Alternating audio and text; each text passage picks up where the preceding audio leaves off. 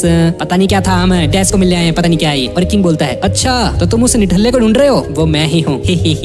और दरअसल ये बंदा अंडरवर्ल्ड का किंग होता है और इसकी रैंकिंग सेकंड होती है और इसका नाम होता है किंग डैशा। और ये सुनकर ये दोनों चौंक जाते हैं। इसके बाद कागे कहता है कि इस बोजी को स्ट्रॉन्ग बना दे और अभी किंग बोलता है कि इसे स्ट्रॉन्ग बनाने से पहले उसे इसका एक टेस्ट लेना होगा। और अब ये बंदा अपनी आर्मी के कमांडर को बुलाता है वहाँ पर और इस बंदे की आर्मी का नाम होता है ऑर्डर ऑफ अंडरवर्ल्ड। और ये फोर्स बहुत ज्यादा स्ट्रॉन्ग है, ये इतने ज्यादा स्ट्रॉन्ग है कि ये पूरी की पूरी कंट्री को एक ही बार में हरा सकते हैं। और बोजी उस पर हमला करता है लेकिन उसका अटैक ऐसा लग रहा होता है कि जैसे ये बंदा उस पर गुदगुदी कर रहा है। ये देखकर कमांडर भाई बहुत ज्यादा शॉक हो जाता है कि क्या हरकतें हैं भाई। और किंग कहता है भाई किसको लेके आए तुम, क्या ये बोजी ये तो बच्चा है छोटा सा। लेकिन कागे उसे बताता है कि बोजी डॉज करने में एक्सपर्ट है, चैंपियन है, चैंपियन, इसको डॉज करना बहुत अच्छे से आता है। और हम देखते हैं कि ये बोजी सच में डॉज करने में एकदम प्रो लेवल पे होता है। और इसके बाद किंग बोलता है नहीं मैं इसे स्ट्रॉन्ग नहीं बना सकता क्योंकि बोजी की फंडामेंटल स्किल्स ठीक नहीं है, क्योंकि डॉज करके बच तो सकता है पर अपने ओपोनेंट को हराएगा कैसे, हमला तो करना ही पड़ेगा ना। इसके बाद कागे को कुछ याद आता है और ये बोलता है कि इसके पास एक लेटर ऑफ रिकमेंडेशन है जो कि एक तरह से सिफारिश होती है और ये इस लेटर को किंग को दे देता है। किंग उस लेटर को पढ़ता है और उस लेटर को फाड़ देता है और कहता है जल्दी इन दोनों को यहाँ से बाहर निकालो, चलो तुम दोनों यहाँ से। और इन दोनों को बाहर फेंक दिया जाता है। और वो जो आर्मी का कैप्टन था ये इन दोनों को बताता है कि असल में ये लोग जिसे ढूंढ रहे हैं वो किंग डैसा नहीं बल्कि उसका छोटा भाई किंग डेस्पा है। और ये किंग डैशा अपने छोटे भाई से थोड़ा सा जलन करता है जिसकी वजह से ये इसका नाम देखते ही पागल हो गया और इन दोनों को बाहर फेंकवा दिया। ये उन्हें बताता है कि किंग डेस्पा बहुत ही ज्यादा इंटेलिजेंट है और ये उन्हें वहाँ पर जाने का डायरेक्शन बताता है और ये दोनों उसके बताए हुए रास्ते पर चलने लगते हैं। पर चलते चलते उस मॉन्स्टर सिटी में पहुंच जाते हैं। अब इसके बाद ये दोनों किंग डेस्पा के घर पर जाते हैं और वहाँ पर किंग डेस्पा कर डोर खोलता है और उनसे पूछता है हाँ भी कौन हो तुम लोग। और इधर दूसरी तरफ हम कैसल में देखते हैं जहाँ पर इस प्रिंस डायडा ने उस ब्लड वाले गिलास को फेंक दिया था। और तभी मिरर बोलता है इसे पता था कि ये डायडा सीधी तरह से बात नहीं मानेगा और इसे कहता है कि एक तितली है जो कि इसके जाल में फंस चुका है और तुम मानो या ना मानो तुम्हें मेरे प्लान का हिस्सा बनना पड़ेगा। और तभी अपीज वहाँ पर आ जाता है और उसे देखकर डायडा बहुत ज्यादा डर जाता है और इसे समझ में आ जाता है कि शायद से बेबिन मर चुका है क्योंकि इसने इसे अपीज को मारने के लिए भेजा था जैसा कि हम पहले देख चुके हैं। और अब ये बंदा प्रिंस डायडा पर अटैक करने ही वाला होता है कि तभी इसे किसी की आवाज सुनाई देती है और वो आवाज कहती है रुक जाओ। और अपीज रुक जाता है और उस मिरर की आवाज अपीज को जानी पहचानी लगती है और ये बंदा उस आवाज को पहचान लेता है और बोलता है एक सेकंड ये नहीं हो सकता, क्या आप लेडी मिरांजो हो? और तभी हम एक फ्लैशबैक को देखते हैं और जहाँ पर हम देखते हैं कि वो लेडी जिसे हमने भी पहले देखा था ये लेडी मिरांजो है और किंग बोसे अपीज को लेकर वहाँ पर नीचे गया होता है और अपीज को देखकर मिरांजो कहती है कि ये इसे बदल देगी। पहले अपीज बहुत ज्यादा डरपोक होता था और मिरांजो ने इसकी हेल्प की और इसे दलेर मेहंदी बना दिया। और अब इसके बाद हम वापस से प्रेजेंट में आ जाते हैं जहाँ पर ये अपीज मिरांजो से पूछता है कि इस मिरर में क्या कर रही है और अपीज उसे बोलता है कि किंग बोसे की विल के अकॉर्डिंग बोजी को राजा बनना चाहिए था और ये वो ही करने जा रहा था प्रिंस डायडा को मारकर। ये मिरर बोलती है कि ऐसा नहीं होने दे सकती क्योंकि डायडा उसके लिए बहुत इंपॉर्टेंट है। और ये अपीज को अपने पास बुलाती है और उसे कुछ कहती है और इसे अपना प्लान बताती है और इस मौके का फायदा उठाकर डायडा अपीज पर हमला करने के लिए आगे बढ़ता है एक कुल्हाड़ी से। लेकिन तभी अपीज उसे बेहोश कर देता है और वो जो दो बॉडीगार्ड्स थे ये डायडा को वो ब्लड पिला देते हैं। और वो मिरर बोलती है किंग डायडा तुम्हारा शक बिल्कुल सही था, इसे पीने से तुम्हारी पावर नहीं बढ़ेगी पर कुछ और होगा जिसके बारे में हमें आगे पता चलेगा। अब इसके बाद हम देखते हैं कि कागे खुद को और बोजी को प्रिंस डेस्पा से इंट्रोड्यूस करवाता है और वो कहता है कि ये लोग बोजी को यहाँ पर स्ट्रॉन्ग बनवाने के लिए आए हैं और वो उसे वो लेटर भी देता है जो कि डेबी ने उसे दिया था और ये वही लेटर होता है जिसे कि किंग डेसा ने फाड़ दिया था। डेस्पा पूछता है ओबे ओ ये कैसे फट गया और कागे उसे बताता है कि ये इसके भाई की करामाती है और डेस्पा बोलता है हाँ यार ऐसा ही है, वो क्या करें, बहुत जलता है भाई मेरे से। और कागे उससे पूछता है कि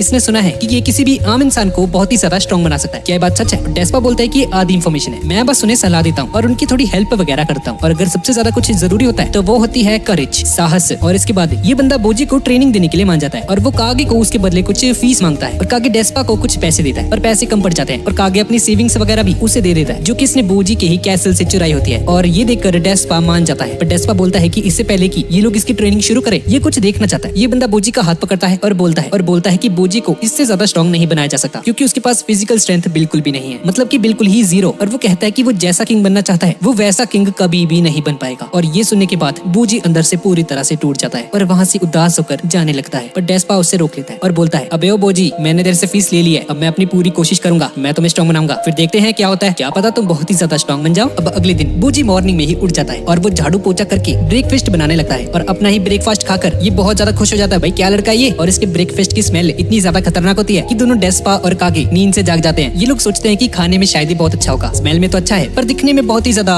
अजीब है। पर उस ब्रेकफास्ट को खाते ही इन दोनों की हालत खराब हो जाती है और अब डेस्पा बूजी को एक वेपन से भरे हुए रूम में लेकर जाता है। बूजी कुछ वेपन्स को देखता है, उन्हें ट्राई करता है और इसके बाद ये एक वेपन को चूज करता है। डेस्पा कहता है बिल्कुल सही, ये वेपन तुम्हारे लिए सबसे बेस्ट है और ये उसी रूम के अंदर ट्रेनिंग करने लग जाता है। पर उस रूम में कागे को आना मना होता है क्योंकि डेस्पा का मानना होता है कि अकेले में ही मेहनत करके सक्सेस मिलती है। और ऐसे ही बूजी को ट्रेनिंग करते करते बहुत दिन बीत जाते हैं और ट्रेनिंग करने के बाद इतना ज्यादा थक जाता है कि इसे तुरंत ही नींद आ जाती है। कागे उसे एक स्केटबोर्ड के ऊपर बिठाता है और उसके रूम तक उसे लेके जाता है। अब एक दिन जब कागे घर के बाहर सफाई कर रहा होता है तो उसे बहुत जोर से एक आवाज आती है ट्रेनिंग रूम से और ये जल्दी से वहाँ पर भाग के जाता है कि भाई क्या हो गया। और डेस्पा से पूछता है, ओ भाई डेस्पा सब सही है ना? डेस्पा कहता है सब सही है, कोई दिक्कत नहीं है, तुम जाओ यहाँ से। और कागे देखता है कि बोजी ने एक बहुत बड़े से रॉक के 2 टुकड़े कर दिए होते हैं। ये देखकर उसे अपनी आंखों पर यकीन नहीं आता और बोजी इसके बाद बहुत ज्यादा प्रैक्टिस करता है और अपनी ट्रेनिंग में उसे बहुत मजा भी आ रहा होता है। और दूसरी तरफ हम देखते हैं कि डायडा के वो ब्लड पीने के बाद उसे कुछ हो जाता है और डायडा बोलता है तो आखिरकार मैंने एक और बेटे को सेक्रीफाइस कर दिया। अब इसके बाद हम किंग बोसे को देख और वो एक डीमन से बात कर रहा होता है जिसे हमने पहले देखा था बिल्कुल स्टार्टिंग में। और किंग बोसे उसे बोलता है कि उसे सबसे ज्यादा स्ट्रॉन्गेस्ट बनना है। वो डीमन बोलता है कि इसके बदले उसे उसकी जान चाहिए और किंग बोसे इसके लिए मान जाता है। और वो डीमन उसे बोलता है कि ये किसी की पावर छीन कर ही उसे दे सकता है और क्योंकि बोसे की फैमिली में सबसे ज्यादा स्ट्रॉन्गेस्ट वही होता है, इसलिए वो डीमन कहता है कि अगर उसका कोई बच्चा हुआ तो वो उसकी स्ट्रेंथ इस बोसे को दे देगा और बोसे इस बात के लिए मान जाता है। अब इसके बाद बोसे एक और फीमेल जायंट के पास जाकर मिलता है जो कि बहुत स्ट्रॉन्ग होती है, मोटी। और बोसे उसे जाकर कहता है कि क्या इसके बच्चे की माँ बनेगी? क्या चल रहा है भाई ये? अब उन दोनों में फाइट होती है और थोड़ी फाइट करने के बाद ये लड़की मान जाती है, ये औरत जो भी है ये मोटी, और एक्चुअल में ये बोजी की मॉम होती है, मतलब कि इस किंग की पहली पत्नी। अब इसके बाद हम देखते हैं कि बोसे किसी से फाइट कर रहा होता है और इससे पता चलता है कि इसका बेटा हुआ है, लेकिन जंग में लड़ते लड़ते ये बहुत ज्यादा घायल हो चुका होता है और घर जाकर देखता है कि इसका बच्चा बहुत ही ज्यादा छोटा है। वो उसे समझ आता है कि इसकी बच्चे की सारी स्ट्रेंथ उससे मिल गई है, इसलिए इतना ज्यादा छोटा और वीक है, चींटी जैसा है बिल्कुल। और यही रीजन है बोजी के इतने ज्यादा कमजोर होने का। उसे खुद पर बहुत ज्यादा गुस्सा आता है कि इसने क्या कर दिया और इसे रियलाइज होता है कि इसने इस डीमन के साथ डील करके बहुत बड़ी गलती कर दी है। गाइस ये तो डोरोरो जैसा लग रहा है थोड़ा थोड़ा। अब इसके बाद हम वापस से प्रेजेंट में आ जाते हैं और हम डायडा को देखते हैं और वो मिरर यानी कि लेडी मिरांजो और प्रिंस डायडा को किंग बोसे कहकर बुलाती है, जिसका मतलब है कि किंग बोसे अब प्रिंस डायडा की बॉडी में आ चुका है। और वो उस मिरर से पूछता है कि इस दुनिया में सबसे ज्यादा स्ट्रॉन्गेस्ट कौन है और ये मिरर उसे किसी की फोटो दिखाता है और इसे देखने के बाद ये हंसने लग जाता है। जिसके बाद वो मिरर कहती है कि उनके अगले प्लान के मुताबिक इन्हें क्वीन हीलिंग को मारना होगा और ये लोग कुछ मॉन्स्टर्स को लेकर आते हैं। जिसके बाद किंग बोसे उसे कहता है ठीक है, तुम इस मॉन्स्टर की हेल्प से उसे मार सकते हो, जाओ और उसे मार दो। और दूसरी तरफ हम हाकुर नाम के एक बंदे को देखते हैं। ये वही दूसरा आदमी है जो कि डोमेस उस गद्दारी करबे आदमी के साथ था और हम देखते हैं कि जब डोमेस ने उसे घायल किया था तो उसके बाद क्या हुआ था और हमें पता चलता है कि इस डोमेस ने इस हाकुरो को नहीं मारा, पर डोमेस उसे कहता है कि इसकी जान बचाने के बदले में इसे एक चीज चाहिए। ये चाहता है कि ये वापस ना जाए क्योंकि अगर इन दोनों में से कोई भी वापस जाता है तो इन्हें मौत की सजा दी जा सकती है। और ये उसे बताता है कि ये काम करने के लिए उसे डायडा ने कहा था और इसे लगता है कि शायद क्वीन हीलिंग भी इसके साथ मिली हुई है। और हाकुरो बोलता है कि उसकी तरह कायर नहीं है और ये जाकर उन सभी को ये मैसेज देगा भले ही इसकी जान ही क्यों ना चली जाए। और ये वापस जाकर क्वीन को सारी बातें बताता है और क्वीन को ये सुनने के बाद बहुत बड़ा सदमा लगता है और ये हाकुरो को मौत की सजा देती है। लेकिन जब ये लोग हाकुरो को सजा दे रहे होते हैं तभी यहाँ पर डोमेस आ जाता है और हाकुरो को उनकी कैद से निकालता है। डोमेस ने अपने चेहरे को ढका होता है और तभी किंग बोसे वहाँ पर आ जाता है जो कि इस वक्त प्रिंस डायडा की बॉडी में है और ये डोमेस को रोकने लग जाता है और उसका मास्क निकालता है और इससे पता चलता है कि ये डोमेस है। क्वीन हीलिंग इसे मारने के लिए कहती है और इसके बाद किंग बोसे उसे सजा देने के लिए मना कर देता है। वो कहता है कि बोजी अभी मारा नहीं है बल्कि अभी जिंदा है और अभी अंडरवर्ल्ड में ट्रेनिंग कर रहा है। दरअसल ये चीज उसे तब पता चली जब उसने उस मिरर में बोजी की फोटो देखी थी, जब उसने उससे पूछा था कि इस दुनिया में सबसे ज्यादा स्ट्रॉन्गेस्ट कौन है। अब इसके बाद हम डोमेस को देखते हैं और वो हाकुरो को बताता है कि किंग बोसे ने उसे कहा है कैसल के नीचे एक डोर को जो कि अंडरवर्ल्ड को कनेक्ट करता है जहाँ से मॉन्स्टर्स आते हैं। किंग बोसे चाहता है कि वो उस गेट को डिस्ट्रॉय कर दे। अब इसके बाद हम डेबिन को देखते हैं और हमें पता चलता है कि ये बंदा भी मरा नहीं है क्योंकि उस बड़े स्नेक ने इसे बचा लिया था। अब इसके बाद हम डायडा को देखते हैं और इसके आसपास हर जगह पर अंधेरा होता है, पर ये बंदा कहाँ पर है इसके बारे में किसी को भी नहीं पता कि डायडा के साथ क्या हुआ। किंग बोसे क्वीन हीलिंग को बताता है कि ये किंग बोसे है। क्वीन उससे पूछते है तो फिर प्रिंस डायडा कहाँ पर है और किंग बोसे बोलता है कि इसे नहीं पता कि डायडा कहाँ पर गया और ये सुनकर हीलिंग बेहोश हो जाती है। अब थोड़ी देर बाद शाम हो जाती है और हीलिंग अपने रूम में होती है और डोरशे उसकी रखवाली कर रहा होता है। इसके बाद डोरशे को कुछ आवाज आती है और ये समझ आता है कि वही मॉन्स्टर्स हैं जो कि हीलिंग को यहाँ पर मारने के लिए आए हैं। वो मॉन्स्टर्स डोरशे पर हमला कर देते हैं। डोरशे अपनी ताकत का यूज करके उन्हें रोकने की कोशिश करता है और क्योंकि डोरशे ने पहले आर्मर पहना हुआ था वो पहले प्रोटेक्टेड था, पर अब ये आर्मर हट चुका है, जिसका मतलब है कि अभी ये डोरशे बहुत डेंजरस सिचुएशन में है और ये मॉन्स्टर्स उसे नोचने लग जाते हैं। लेकिन डोरशे फिर भी हार नहीं मानता और उन्हें मार कर ही दम लेता है, पर इस लड़ाई में उसका बहुत सारा खून बह चुका होता है और ये वहीं पर बेहोश हो जाता है। अब थोड़ी देर बाद डोरशे को होश आता है और उसे पता चलता है कि क्वीन ने उसे हील कर दिया है और अब ये पूरी तरह से ठीक हो चुका है। इसके बाद क्वीन बोलती है कि उसे पता है कि ये सब बोशे की मर्जी से हुआ है और अब ये बोशे के पास जाती है ताकि ये फेस टू फेस उससे पूछ सके कि आखिर ये सब चल क्या रहा है। बोशे उसे कहता है कि इसके बारे में उसे कुछ नहीं बता सकता और हीलिंग उसे पूछते है कि आखिर ये सब ये कैसे कर सकता है, वो तुम्हारा बेटा है। डायडा की बॉडी मुझे वापस करो, तुमने हमारे बेटे को मार दिया। और सडनली डायडा को अपनी मॉम की आवाज सुनाई देती है और जोर जोर से अपनी मॉम को पुकारने लगता है और हीलिंग को भी उसकी आवाज सुनाई दे रही होती है, लेकिन इसे समझ में नहीं आता कि आखिरकार ये आवाज आ कहां से रही है। इसके बाद ये ध्यान से सुनती है और इसे पता चलता है कि ये आवाज किंग बोशे के अंदर से आ रही है, यानी कि डायडा के अंदर से। इसके बाद बोशे डोरशे से कहता है कि वो क्वीन को लेकर इस कंट्री से बाहर चले जाए और यहाँ अंदर अंदर डायडा फंसा होता है, जो कि बहुत ज्यादा डिसअपॉइंटेड होता है और इसे अपने ऊपर गुस्सा आ रहा होता है बहुत ज्यादा कि इसने इस मिरर की बातों में आकर ये सब क्या कर डाला। और इस सिचुएशन में आकर अब उसे रियलाइज होता है कि बेचारे बोजी के ऊपर क्या गुजरती होगी, क्योंकि डायडा इस वक्त जो सह रहा है ये बोजी को हर रोज सहना पड़ता है। अब इसके बाद हम बोजी को देखते हैं और ये तीनों कहीं बाहर जाकर खाने का डिसाइड करते हैं, क्योंकि बोजी ने अपनी ट्रेनिंग को कंप्लीट कर लिया है। इसके बाद कागे नोटिस करता है कि बोजी के पास एक स्वॉर्ड आ चुकी है और इससे पूछता है कि भाई क्या तुम इसे उठा सकते हो। बोजी उसे अपना स्वॉर्ड दिखाता है और वो डेस्पा से कहते हैं कि उसने इन्हें चीट किया है कि आखिरकार बोजी इस नीडल जैसी चीज से कैसे लड़ेगा भाई। डेस्पा बोलता है कि इसकी ट्रेनिंग पूरी हो चुकी है और हमने इसकी टेक्निक्स को बहुत बार टेस्ट भी किया है और तुम्हें ये मानना ही होगा। इसके बाद डेस्पा बोजी से कहता है कि इसे नाराज होने की कोई जरूरत नहीं है, इसे अपने ऊपर भरोसा रखना होगा बस। अब इसके बाद ये सभी लोग रेस्टोरेंट जाते हैं और यहाँ पर ये लोग अपना फूड को एंजॉय कर रहे होते हैं और तभी कुछ राउडीज वहाँ पर आ जाते हैं और वहाँ पर आकर उनका मजाक उड़ाने लग जाते हैं, लेकिन डेस्पा उन्हें कुछ नहीं कहता। अब वो बंदे बोजी का मजाक उड़ाने लग जाते हैं, ये लोग कागे का मजाक उड़ाते हैं, लेकिन डेस्पा उन्हें कुछ नहीं कहता। लेकिन जैसे ही डेस्पा की बारी आती है और ये लोग उसका मजाक उड़ाते हैं तो डेस्पा उन पर एक जोरदार हमला कर देता है। डेस्पा उन्हें कहता है कि तुमने मेरे स्टूडेंट का मजाक उड़ाया, ये मैं सह लूंगा, पर तुमने मेरा मजाक उड़ाया ये मैं नहीं सह सकता। और ये मॉन्स्टर डेस्पा को पीटने लग जाता है और उसे बचाने के लिए बोजी बीच में आ जाता है, लेकिन कागे देखता है कि बोजी के हाथ में कोई स्वॉर्ड नहीं है, अपने नंगे हाथों से लड़ेगा ये। और डेस्पा कहता है नहीं तुम देखो उसे, वो बिना स्वॉर्ड के ही कैसे लड़ता है। अब इसके बाद बोजी उस पर एक पंच मारता है और ये आदमी एक सिंगल पंच में ही नीचे गिर जाता है और बोजी दूसरे लोगों पर भी हमला करता है। कागे को कुछ समझ नहीं आता कि आखिर हुआ क्या भी, और डेस्पा उसे समझाता है कि बोजी उन्हीं की स्ट्रेंथ उन्हीं के खिलाफ यूज कर रहा है। अब इसके बाद वो बंदा अपनी एक्स को बाहर निकाल लेता है, लेकिन बोजी अपनी तलवार से उस बंदे को घायल कर देता है। बोजी ने अपनी स्वॉर्ड की हेल्प से उस बंदे के ब्लड वेसल्स को चॉप कर दिया, जिसकी वजह से उसके दिमाग में ब्लड का फ्लो होना बंद हो गया और बोजी इस टेक्निक का यूज करके किसी की जान भी ले सकता है। और वो कागे को कहता है कि तुम्हें फिक्र करने की जरूरत नहीं है, बोजी एकदम मस्त है, एकदम स्ट्रांग हो चुका है। और अब ये तीनों वहाँ से निकल जाते हैं और डेस्पा बोलता है कि उसे कुछ काम है और उन दोनों को घर जाने के लिए कहता है। अब इसके बाद वो उन तीनों गुंडों को जाकर मिलता है जो कि अभी पहले उन पर हमला कर रहे थे और उन लोगों को कुछ पैसे देता है, लेकिन तभी वहाँ पर वो कैप्टन आ जाता है जो कि उन अंडरवर्ल्ड्स के सोल्जर्स का कैप्टन है और हमें पता चलता है कि गुंडे एक्चुअली डेस्पा के ही लोग होते हैं। उसने ऐसा इसीलिए किया होता है क्योंकि वो बोजी को एक्चुअल फाइट में देखना चाहता था एक बार, और ये बंदा बोलता है कि वो बोजी के सामने कभी भी नहीं टिक पाता, जिस पर डेस्पा बोलता है कि बोजी दरअसल बहुत ही ज्यादा स्ट्रॉन्ग बन सकता है और बहुत ज्यादा स्ट्रॉन्ग। ये सुनकर वो सभी लोग चौंक जाते हैं। अब इसके बाद हम लोग कागे और बोजी को देखते हैं और कागे उससे पूछता है कि तुमने डॉज करना कहाँ से सीखा इतनी तेज, और बोजी उसे बताता है कि इसने उस जायंट सर्पेंट से सीखा है डॉज करना। वो उसे कहता है कि उसी की हेल्प से उसने अपनी आंखों के अलावा उसकी बाकी के जो सेंसेस है उस पर ट्रस्ट करना सीखा। दूसरी तरफ हम उस सर्पेंट को देखते हैं और ये सर्पेंट डेबिन को बता रहा होता है कि कैसल के अंदर अभी चल क्या रहा है, कि क्वीन हीलिंग पर अंडरवर्ल्ड के मॉन्स्टर्स ने हमला कर दिया और फिर डोशे ने उसे बचाया और वो मिरर इस वक्त अंडरवर्ल्ड में जा चुकी है और अपीस उसकी रक्षा कर रहा है। और वो उसे बताता है कि बोजी की भी ट्रेनिंग पूरी हो चुकी है और वो अब बहुत ज्यादा स्ट्रॉन्ग बन चुका है। और कागे बोजी को बताता है कि डेबिन ने उसे कुछ कहा था, वो उसे कहता है कि इसका किंगडम अभी खतरे में है और साथ ही में उसने डेबिन ने ही इस कागे को बोला था कि इसको प्रोटेक्ट करके रखे। और हमें पता चलता है कि डेबिन ने कागे को ये भी कहा था, भले ही वो बोजी की हेल्प कर रहा है लेकिन उसे अभी भी ऐसा लगता है कि जैसे कि डायडा किंग बनने के लायक है, ना कि बोजी। और शायद इसे पहले से पता था कि डायडा के साथ कुछ बुरा होने वाला है, पर कागे बोलता है कि इन्हें अब किंगडम वापस पहुंच जाना चाहिए। और तभी हम एक आदमी को देखते हैं और ये यहाँ पर कहीं पर कैद होता है और एक चूहे को मारकर उसे खा रहा होता है। अब इसके बाद हम एक फ्लैशबैक को देखते हैं और हम बोजी और डायडा के बचपन को देखते हैं। वैसे बोजी का क्या बचपन होगा भाई, ये तो पहले ही बचपन में अपने ये दोनों बहुत ज्यादा खुश लग रहे होते हैं और एक दूसरे के साथ खेल रहे होते हैं। लेकिन तभी उनकी मॉम यानी कि हीलिंग डायडा से कहती है कि बोजी काफी वीक है, इस वजह से वो खुद को प्रोटेक्ट नहीं कर सकता, इसीलिए डायडा को स्ट्रॉन्ग बनना होगा ताकि वो उसे प्रोटेक्ट करके रख सके। और डायडा बहुत ही खुशी से इस बात को मान जाता है और हमें पता चलता है कि वो मिरर किंग बोसे ने ही दिया था डायडा को, जिसे पाकर डायडा बहुत खुश था और ये मिरर डायडा को बहुत सारी एडवाइसेस दिया करता था ताकि और अच्छा परफॉर्म कर सके। ये मिरर इसे एक बार कहती है कि उसे ही राजा बनना चाहिए और उस दिन के बाद से डायडा बोजी को बहुत नीची नजर से देखने लगता है कि बोजी काफी वीक है, इसलिए किंग तो उसे ही बनना पड़ेगा। और ये बात वो डेबिन को भी कहता है और इसीलिए डेबिन उसे उसकी सिटी में लेकर जाता है और वहाँ पर वो उसे एक आदमी को दिखाता है जो कि बोजी की तरह ना ही बोल सकता है ना ही सुन सकता है और साथ ही साथ वो देख भी नहीं सकता, अनलाइक बोजी। और उसे देखकर डायडा कहता है कि ऐसे लोग एग्जिस्ट ही क्यों करते हैं भाई। और अगर देखा जाए तो ये बंदा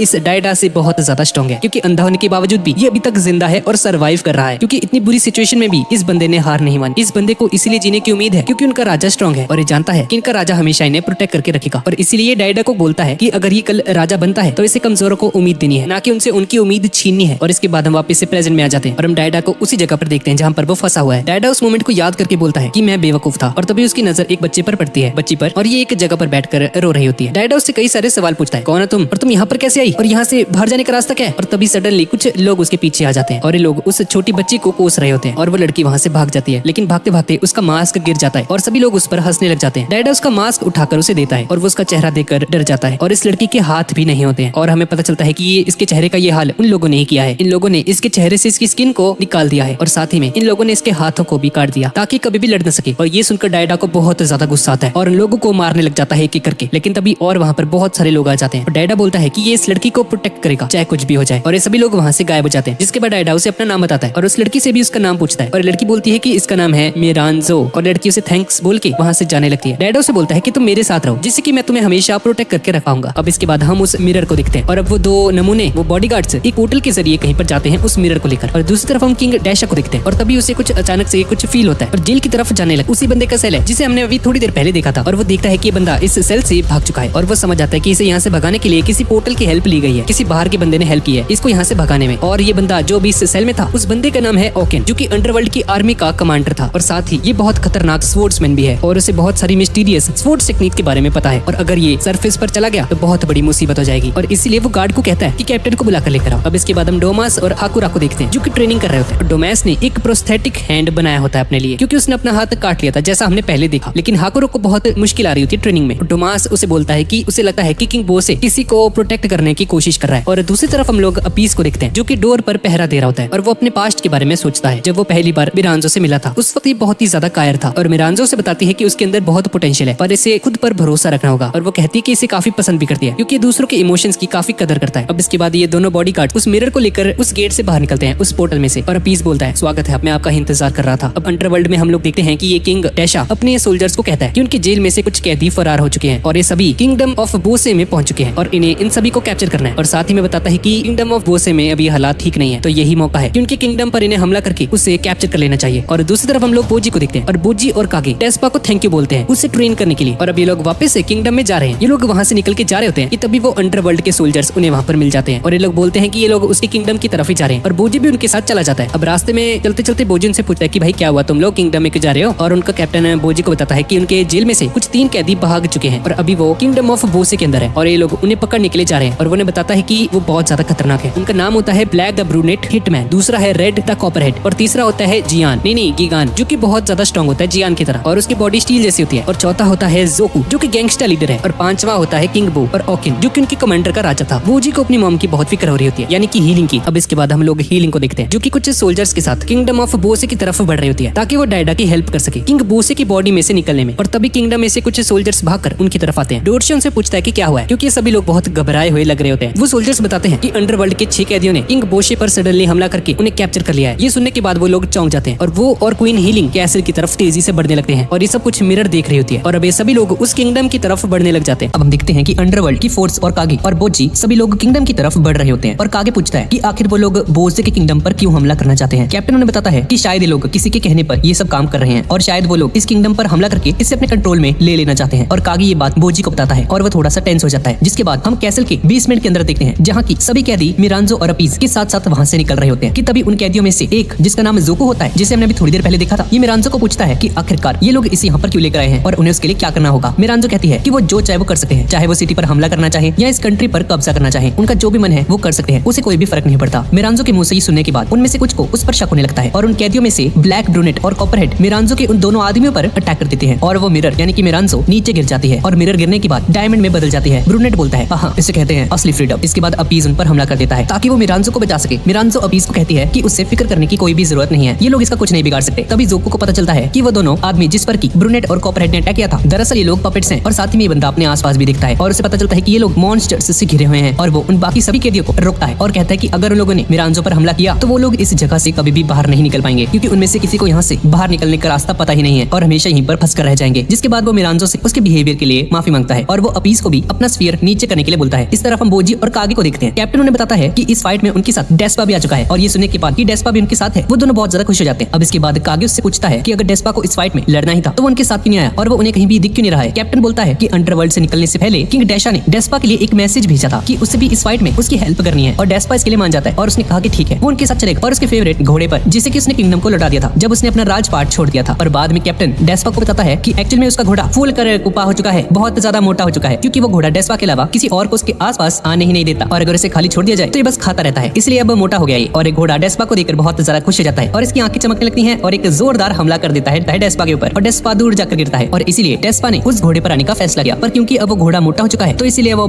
स्लोली आ रहा है। दूसरी ओर सभी कैदी उस किंगडम में पहुंच जाते हैं और वो बोसे को बंदी बना लेते हैं और उसे जेल में डाल देते हैं और मिरांजो उन कैदियों को लेकर कैसल के गेट पर जाती है और दूसरी तरफ ओकिन उस गद्दी के ऊपर बैठा होता है पर किंग बो उसे वहां से हटा देता है लात मारकर और वो खुद को वहां पर नया राजा डिक्लेयर करता है। पर तभी ओकिन और उसके बीच में लड़ाई हो जाती है और ओकिन किंग बो को बुरी तरह से जख्मी कर देता है और वो उसे वहीं पर बैठकर धीरे धीरे मरता हुआ दिखता है और जोको वहां पर पहुंच जाता है और वो ओकिन को राजा बनने के लिए बोलता है पर वो मना कर देता है, इसलिए जोको वहां का नया राजा बन जाता है। इसके बाद हम एक छोटा सा फ्लैशबैक देखते हैं किंग बो का और हम देखते हैं कि उसके फादर जो कि वहां के किंग थे और वो बंदा जो कि किंग्स को रैंकिंग देता है ये दोनों कहीं पर चले जाते हैं और और जाने से पहले वो किंग बो को बोलता है कि वो भी उसके डैड जैसा ही एक अच्छा राजा बने और बहुत ज्यादा स्ट्रॉन्ग बने। और फिर कुछ होता है और उसके डैड खुद ही उसके पूरे के पूरे किंगडम को तबाह कर देते हैं और उसी के साथ साथ वो किंग बो और उसकी वाइफ और बच्चों को भी मार देते हैं। और हमें समझ में आता है कि यही वो रीजन है जिसकी वजह से किंग बो अब ऐसा बन गया है। और दरअसल ये बंदा वो ही है जिसे बोजी मिला था उस केव में जब वो खो गया था। अब जोकू किंग बो को ठिकाने लगा देता है। किंग बो की बॉडी कैसल से बाहर जाकर गिरती है और वो डेबिन को मिल जाती है। डेबिन अपने स्नेक्स को बोलता है कि वो उसे दफना दे और वहां से जाने लगता है, पर हमें पता चलता है कि अभी भी जिंदा होता है। दूसरी तरफ डोमेस और हाकुरो रेडी हो चुके होते हैं उस गेट को डिस्ट्रॉय करने के लिए जो कि अंडरवर्ल्ड से उस गेट को कनेक्ट करता है। और दूसरी तरफ हीलिंग और डोरिश और उसके लोग उस कैसल की गेट पर पहुंच जाते हैं। और डोरिश अपीस को पूछता है कि क्या वही है इन सब के पीछे और क्या ये सब कुछ उसने किया है। मिरांजो बोलती है कि नहीं, ये सब उसका किया धरा है। और मिरांजो के बारे में सुनते ही डोरिश शॉक्ड रह जाता है। हीलिंग भी सोचने लगती है कि शायद उसने ये नाम कहीं पर तो सुना हुआ है पर उसे याद नहीं आ रहा होता। और मिरांजो उनके ऊपर कई सारे मॉन्स्टर्स को छोड़ देती है उन पर अटैक करने के लिए। डोरिश उससे पूछता है कि वो ये सब क्यों कर रही है, जिस पर वो कहती है कि वो इस किंगडम को तबाह करना चाहती है। डोरिश उससे पूछता है कि वो ऐसा क्यों कर रही है, वो तो पहले ऐसा नहीं चाहती थी। मिरांजो से कहती है कि वो पहले से ही यही चाहती थी, यानी कि इस किंगडम का अंत। डोरिश अपने मन में सोचता है कि फर्स्ट क्वीन यानी कि बोजी की रियल मॉम को मारने के पीछे मिरांजो का हाथ तो नहीं, ये एक तरह का र्यूमर होता है, कहीं ये र्यूमर सच तो नहीं है। इसके बाद डोरिश अपीश से पूछता है कि वो मिरांजो का साथ क्यों दे रहा है और इस बात पर अपीश बोलता है कि उसने अपनी लॉयल्टी मिरांजो को सौंप दी है। जिसके बाद वो मॉन्स्टर डोरिश पर अटैक करना शुरू करता है पर डोरिश उन्हें मार गिराता है। और डोरिश के साथ साथ वो नाइट्स भी मॉन्स्टर्स को मारने में उसकी हेल्प करते हैं जो कि क्वीन के साथ आए होते हैं। ये टोटल 4 नाइट्स होते हैं और इसके फर्स्ट नाइट का नाम होता है एन ANN जो कि एक फीमेल होती है। और वो कहती है कि ये मॉन्स्टर्स अभी इनके वेपन्स के रेंज को देख रहे हैं और अभी इन्होंने अपनी पूरी पावर के साथ इन पर हमला नहीं किया है। और वो सही भी होती है क्योंकि उसके बाद वो मॉन्स्टर्स एक साथ डोरिश पर अटैक कर देते हैं पर डोरिश उन सभी को मात दे देता है क्योंकि उसने अपनी पिछली लड़ाई से उनसे लड़ने का तरीका समझ लिया था, यानी कि किस तरह से ये लड़ते हैं। डोरिश उन मॉन्स्टर्स से घिरा होता है और दूसरी तरफ वो 3 नाइट्स के आगे ब्रूनेट और कॉपरहेड आ जाते हैं और वो लोगों के साथ लड़ने लगते हैं। और दूसरी तरफ एन क्वीन को प्रोटेक्ट कर रही होती है। वो तीनों उनसे लड़ रहे होते हैं कि तभी गिगियन यहाँ पर आ जाता है और वो इन तीनों पर अटैक करके इन्हें बेहोश कर देता है। और अब सिर्फ 2 ही रह जाते हैं, यानी कि डोरिश और एन, क्योंकि हीलिंग लड़ नहीं सकती थी इसलिए डोरिश उसे वहां से भागने के लिए बोलता है और वो वैसा ही करती है। और एन और डोरिश उन मॉन्स्टर्स को उसके पीछे जाने से रोकते हैं पर हीलिंग वहां से भाग नहीं पाती क्योंकि उसके सामने ऑकेन आ जाता है और वो क्वीन को इंजर कर देता है। पर क्वीन हीलिंग खुद को ठीक कर लेती है अपनी हीलिंग पावर से। और उसी वक्त डोरिश थोड़ा सा डिस्ट्रैक्ट हो जाता है और उसी का फायदा उठाकर गिगियन उस पर हमला कर देता है और उसे मार मारकर उसे बेहोश कर देता है। एन क्वीन को बचाने की कोशिश करती है पर उसके अटैक्स का ऑकेन पर कोई भी असर नहीं होता है। ये बंदा खुद को वापस से रीजनरेट कर लेता है और एन का गला काट देता है। क्वीन उस पर होली लाइट नाम का एक अटैक करती है जिससे कि ऑकेन वहां से भागने लगता है। पर हीलिंग को कुछ भी समझ में नहीं आता कि आखिरकार ये इस अटैक से भागा क्यों, क्योंकि अटैक सिर्फ उसे चकमा देने के लिए था। पर वो कुछ भी करके एन को हील करती है और वो सभी मॉन्स्टर्स उसे घेर लेते हैं और क्वीन को अब बचाने वाला कोई भी नहीं होता और वो क्वीन पर अटैक कर देते हैं। अब इस तरफ हम बोजी और काग को देखते हैं और उन सभी सोल्जर्स को भी जो कि कैसल में बस पहुंचने ही वाले होते हैं। और दूसरी तरफ डोमेस और हाकुरो कैसल के नीचे जा रहे होते हैं उस गेट को बंद करने के लिए। और इस तरफ बेबिन उस सेल के आगे पहुंच जाता है जिसमें किंग बोसे को बंद करके रखा गया था। और इस तरफ उन मॉन्स्टर्स के हमला करने से पहले ही अपीज उन पर हमला कर देता है और क्वीन को बचा लेता है और हीलिंग को वहां से भागने के लिए बोलता है। क्वीन वहां से भागने का सोचती है पर वो एन को अकेले छोड़कर नहीं जा सकती थी, इसलिए वो उसे भी अपने साथ लेकर जाने की कोशिश करती है। जिसके बाद मिरांजो अपीज से कहती है कि उसने उसे धोखा दिया। वो कहती है कि कोई बात नहीं, वो वैसे भी उन लोगों से नफरत करती है पर वो लोग अपीज के दोस्त हैं इसलिए वो उसे एक बार माफ कर देती है और वो उसे कहती है कि अगली बार से उसे धोखा ना दे। डोरिश को तभी होश आ जाता है और वो उठ खड़ा होता है और गिगैन के हथौड़े से उसी की घंटी बजा देता है और उन मॉन्स्टर्स को भी मार मारकर उनकी चटनी बना देता है। उस पर भूत चढ़ जाता है एनाबेल का। डोरिश की पावर और उसे इस तरह से लड़ता हुआ देखकर कॉपरहेड, ब्रूनेट और गिगैन तीनों का मुंह खुला रह जाता है। और दूसरी तरफ सिटी के अंदर कुछ सोल्जर्स कुछ लोगों को इवैक्यूएट करने की कोशिश करते हैं सिटी के बाहर, पर लोग उससे मना कर देते हैं कि ये लोग नहीं जाएंगे यहाँ से। और ऑकिन तभी सिटी के अंदर आ जाता है और यहाँ पर दहशत मच जाती है और लोगों की हालत खराब होने लगती है और भागा दौड़ी चालू हो जाती है और वो सोल्जर्स भी ऑकिन के सामने नहीं टिक पाते। और दूसरी तरफ डोरिश भी उन मॉन्स्टर्स से घिरा होता है और उनका सामना नहीं कर पाता क्योंकि उनकी तादाद बहुत ज्यादा होती है। मिरांजो अपीस को वहाँ से कैसल चलने के लिए बोलती है क्योंकि कोई बंदा कैसल के अंदर घुस आया है और वो उसे कहती है कि अभी दोनों यानी कि हीलिंग और डोरिश यहीं पर मारे जाएंगे। वो अपीस को बोलती है कि वो किंग बोसे के ड्रीम को पूरा करने में उसकी हेल्प कर रही है और उसकी फैमिली इसके बीच में आ रही है, इसलिए उसे उन्हें रास्ते से हटाना होगा। और तभी हम एक फ्लैशबैक को देखते हैं जिसमें कि मिरांजो किंग बोसे से बोलती है कि उसे एक और चाइल्ड कर लेना चाहिए क्योंकि ऐसा करने से वो खुद को जल्दी मरने से बचा पाएगा। पर बोसे बोलता है कि जायंट्स सिर्फ एक ही बच्चे को जन्म दे सकते हैं और बोजी पहले से हो चुका है, इसलिए उसकी मॉम एक दूसरे बच्चे को जन्म नहीं दे सकती। और इसीलिए मिरांजो से कहती है कि उसे एक और शादी कर लेनी चाहिए और मे बी बोसे ने इसलिए हीलिंग को अपनी वाइफ बनाया था। इसके बाद हम वापस से प्रेजेंट में आ जाते हैं और मिरांजो और अपीस वहां से जाने लगते हैं। इसके बाद दूसरी तरफ सिटी के अंदर अंडरवर्ल्ड के सोल्जर्स और बोजी कागे फाइनली सिटी के अंदर आ जाते हैं और वो देखते हैं कि ऑकिन ने कई सारे लोगों को घायल कर दिया है और कईयों को मार भी दिया है। कैप्टन को याद आता है कि डेस्पा ने उसे मना किया था कि वो जब तक यहाँ पर नहीं पहुंचाते उन्हें ऑकिन से नहीं फाइट करनी और उसने ये भी बोला था कि वो बोजी को ऑकिन से ना लड़ने दे क्योंकि एक्चुअली में ये दोनों एक दूसरे के प्योर राइवल्स हैं क्योंकि अभी लोग आमने सामने हैं। और कैप्टन बोलता है कि ये ऑकिन का सामना करेगा और बोजी को बोलता है कि वो कैसल की तरफ जाए और हीलिंग को प्रोटेक्ट करे। बोजी और कागे वैसा ही करते हैं। और दूसरी तरफ अपीस और मिरांजो कि वहां से जाते वक्त कॉपरहेड अपीस पर हमला कर देता है और ब्रूनेट मिरांजो यानी कि उस मिरर को लेकर वहां से भागने लगता है पर मिरर खुद को भारी बना लेती है जिसकी वजह से ब्रूनेट उसे नहीं उठा पाता और उसे लेकर नहीं भाग पाता है। भाई से वक्त का प्यार हो गया इससे और ब्रूनेट देखता है कि अपीस ने कॉपरहेड को मार मारकर उसका बुरा हाल कर दिया है और बहुत ज्यादा गुस्से में है। वो उसे मारने के लिए आगे बढ़ता है कि तभी उनके बीच जोको आ जाता है और फिर से उनके बीच में सुलह करने की कोशिश करता है और हम देखते हैं कि जोको मिरर को लेकर चल रहा होता है और ब्रूनेट सच में कॉपरहेड को अपने कंधे पर उठाकर चल रहा होता है। और तभी हम देखते हैं कि अपीस वहां पर बेहोश पड़ा है। अब इस तरफ हम देखते हैं कि वो मॉन्स्टर्स डोरिस को बुरी तरह से जख्मी कर देते हैं। वो मॉन्स्टर्स डोरिस का एक पैर भी काट देते हैं पर फिर भी डोरिस उन्हें मारता रहता है। वो मॉन्स्टर्स भी उस पर अटैक करना कम नहीं करते और वो उसकी एक आंख तक फोड़ देते हैं और इस भयंकर सीन को देखकर हीलिंग बुरी तरह से डर जाती जाती है। डोरिश उसे कहता है कि जब तक कि मॉन्स्टर्स उस पर हमला कर रहे हैं तब तक वो यहाँ से भाग जाए, पर हीलिंग डर से भर जाती है और बोसे को पुकारने लगती है उसकी हेल्प करने के लिए, जिसकी आवाज सुनकर जेल में बोसे, जिसे कि बंद कर दिया गया था जेल में, वो अपनी रस्सियों से खुद को आजाद कर लेता है और उस जेल को तोड़कर उसे बचाने के लिए जाने लगता है। पर तभी उसे मिरांजो का ख्याल आता है और वापस से जेल के अंदर आकर बैठ जाता है और उसे देखकर बेबिन बहुत ज्यादा शॉक रह जाता है। हीलिंग वहाँ से जा सकती थी लेकिन वो फैसला करती है कि वो यहाँ से नहीं जाएगी, क्योंकि ऐसे तो ये मॉन्स्टर्स डोरिश को मार देंगे। इसलिए वो सोचती है कि वो डोरिश को हील करेगी ताकि वो उन मॉन्स्टर्स से लड़ सके, क्योंकि इन्हें बचाने वाला यहाँ पर कोई नहीं है और इन्हें ये लड़ाई खुद ही लड़नी होगी। और इसकी हेल्प करने के लिए आगे बढ़ती है और डोरिश भी अब बेहोश होने ही वाला होता है कि तभी जमीन में से कुछ निकलता है। दरअसल ये मित्सुमाता होता है और स्नेक बाहर निकलकर उन मॉन्स्टर्स पर हमला करने लगता है और उनकी हेल्प करता है। और स्नेक हीलिंग को बोलता है कि उसे डरने की कोई भी जरूरत नहीं है, क्योंकि वो वही स्नेक है जिसे कि बोजी ने बचपन में बचाया था और उसने इसे खुद ही हील किया था। और हीलिंग को ये बात याद आ जाती है। इसके बाद वो उसे कहता है कि वो डोरिश को ठीक करे और तब तक ये उन मॉन्स्टर्स को देखेगा। और हीलिंग अपनी पावर्स का यूज करके डोरिश को हील करती है। डोरिश ठीक हो जाता है पर वो बेहोश होता है। इसके बाद गीगैन उन पर पीछे से हमला करने की कोशिश करता है, तो मित्सुमाता के छोटे स्नेक्स उन्हें बचा लेते हैं और मित्सु गीगैन पर हमला करता है। पर गीगैन इतना ज्यादा स्ट्रांग होता है कि वो मित्सुमाता पर ही भारी पड़ जाता है और उसे मार मारकर अधमरा कर देता है। और वो उसे मारने ही वाला होता है कि तभी बोजी गीगैन पर हमला करता है और उसे बेहोश कर देता है। और बोजी उस स्नेक के लिए रोने लगता है और कागे हीलिंग को बोजी के पास लेकर आती है और बोजी हीलिंग को उस स्नेक को ठीक करने के लिए बोलता है। पर हीलिंग बोलती है कि उसके सारे के सारे हीलिंग पोर्शंस खत्म हो चुके हैं और इसलिए ये उसे ठीक नहीं कर सकती। पर तभी कागे उसके पास रखे हुए कई सारे पोर्शंस को बाहर निकालता है और उसे देता है और हीलिंग उन पोर्शंस को पीती है और मित्सुमाता को हील करने की कोशिश करती है। और दूसरी तरफ डोरिश नोटिस करता है कि गीगैन उन पर अटैक करने वाला है, इसलिए वो उन्हें आवाज लगाता है और बोजी कहता है कि वो गीगैन का सामना करने वाला है। इसके बाद हम एक फ्लैशबैक को देखते हैं। ये तब की बात होती है कि जब बोजी डेस्पा के साथ ट्रेनिंग कर रहा होता है। डेस्पा उसे एक क्रिस्टल देता है और उसे पूछता है कि क्या ये इसे तोड़ सकता है, और बोजी बोलता है कि नहीं, क्योंकि दरअसल ये क्रिस्टल एक डायमंड का होता है जो कि दुनिया में सबसे ज्यादा हार्डेस्ट सब्सटेंस है। इसके बाद डेस्पा वो क्रिस्टल उसे तोड़कर दिखाता है और उसे बताता है कि हर एक सब्सटेंस के स्ट्रांग होने का रीजन होता है उसका मॉलिक्यूलर स्ट्रक्चर, पर हर एक सब्सटेंस का एक ऐसा पॉइंट होता है जहां उसकी बॉन्डिंग लूज होती है, यानी कि वीक होती है। उसे बस वहीं पर हमला करना है। एक डायमंड जैसे सब्सटेंस को भी तोड़ा जा सकता है और वो बोजी को दिखाता है कि एक्चुअल में। इसके बाद हम वापस से प्रेजेंट में आ जाते हैं और हम देखते हैं कि गीगैन बोजी पर अपने हैमर से हमला करता है और बोजी उस टेक्निक का यूज करके उसके हैमर के 2 टुकड़े कर देता है अपनी एक छोटी सी स्वॉर्ड से और गीगैन पर हमला करके उसे बेहोश कर देता है और कागे उसे रस्सी से बांध देता है। क्वीन हीलिंग को अपनी आंखों पर यकीन नहीं होता कि बोजी ने ऐसा किया। उससे वो मोमेंट्स याद आ जाते हैं कि जब बोजी काफी ज्यादा वीक था और सभी उसे नीची नजरों से देखा करते थे, पर आज बोजी में वो डिफरेंस साफ दिखाई दे रहा है। जिसके बाद बोजी देखता है कि मित्सुमाता ठीक हो चुका है और इस बात पर काफी ज्यादा खुश होता है और क्वीन हीलिंग को जाकर गले लगा लेता है। जिसके बाद क्वीन हीलिंग कागे को पूछती है कि ये कौन है, अरे बोजी का क्या लगता है, और कागे बोलता है कि बोजी का दोस्त है। और हीलिंग बोलती है अच्छा ऐसा क्या, पर मुझे तुम्हारे इरादे कुछ ठीक नहीं लग रहे, मुझे तुमसे ईविल वाइब्स आ रही हैं। और वो कहती है कि उसे बताना होगा कि क्या वो बोजी के लिए अपनी जान भी दांव पर लगा सकता है और क्या ये भरोसे के लायक है। जिस पर कागे बहुत ज्यादा गुस्सा हो जाता है और उसे बोलता है यू डमैस। क्वीन हीलिंग बहुत ज्यादा गुस्सा हो जाती है और डोरिश को बोलती है कि वो उसे बंदी बना ले। मित्सुमाता बोलता है कि कागे ने बोजी की जान बहुत बार बचाई है और साथ ही में इसने बोजी को कई बार सही रास्ता भी दिखाया है, इसलिए बोजी के ऊपर कागे का बहुत सारा एहसान है। और ये सुनने के बाद हीलिंग काफी शेम फील करती है और वो कागे के पास जाकर उसे सॉरी बोलती है, क्योंकि उसे ये सब नहीं पता था। जिस पर कागे बोलता है कि ये सब उसी की गलती है, उसे ऐसा नहीं करना चाहिए था। जिसके बाद बोजी उन मॉन्स्टर्स को भी हील करने के लिए बोलता है, क्योंकि आखिरकार इसमें उनकी कोई भी गलती नहीं थी, ये तो बस मिरांजो के बस में थे और उसके ऑर्डर्स को फॉलो करे। और गीगैन भी जाग जाता है और वो रोप्स को तोड़ देता है, पर इस बार वो बोजी पर हमला नहीं करता है, वो उसके आगे झुक जाता है। कागे बोलता है कि वो उसकी यानी कि बोजी की पावर को एक्नॉलेज करने लगा है और इसलिए अब वो सब चेला बनना चाहता है। और हीलिंग भी बोजी को ऐसा करने के लिए बोलती है और वो उसे कहती है कि उसे अपने ऊपर प्राउड फील करना चाहिए। और बोजी बोलता है कि ठीक है, वो उसे अपने लिए सर्व करने देगा, पर वो उसे कहते हैं कि उसे मास्टर कहने की कोई भी जरूरत नहीं है और ये लोग फ्रेंड्स की तरह रह सकते हैं। तभी हीलिंग बोलती है कि नहीं, ये ऐसा नहीं कर सकता, क्योंकि कोई आम बच्चा नहीं है, ये रॉयल फैमिली से बिलोंग करता है। जिस पर कागे बोलता है कि बोजी को आगे जाकर किंग बनना है और गीगैन को बोलता है कि क्या ये दोनों दोस्त बन सकते हैं, क्योंकि आखिरकार ये तो एक नॉर्मल ही पर्सन है ना। और इस तरफ हम देखते हैं कि ओकिन और बाकी सभी लोग फाइट कर रहे होते हैं और दूसरी तरफ